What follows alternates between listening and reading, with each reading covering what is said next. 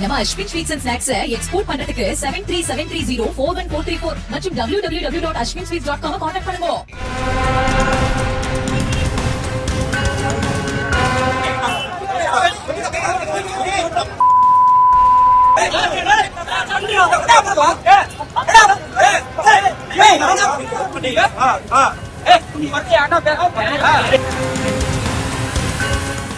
சேலம் மாவட்டம் இளம்பிள்ளை பேருந்து நிலையத்தில் இருந்த அதிமுக பேனர் கிழிக்கப்பட்ட நிலையில் திமுக அதிமுக நிர்வாகிகளிடையே கடும் வாக்குவாதம் ஏற்பட்டது. விடியா திமுக அரசை வீட்டுக்கு அனுப்புவோம் என அதிமுகவினர் வைத்த பேனரை திமுகவினர் கிழித்ததாக கூறப்படுகிறது. இதற்கு அதிமுகவினர் எதிர்ப்பு தெரிவித்து திமுகவினருடன் வாக்குவாதத்தில் ஈடுபட்டனர். அங்கு வந்த போலீசார் பேச்சுவார்த்தை நடத்தி அனுப்பி வைத்தனர்.